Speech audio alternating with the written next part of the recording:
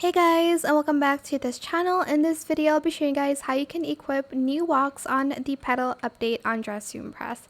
So right now I have the cutesy walk enabled, but to equip another one, you're going to select this. You do have to go back to the walk area here, and then you're just going to find the one that you want to equip. I'm just going to select the attitude walk, equip it, and that is it. I hope this tutorial was helpful for you guys. Don't forget to like, comment, share, and also subscribe to this channel if you haven't done that already. If you have any more questions about this video, just leave it in the comment section down below. I will try my best to answer them all for you guys.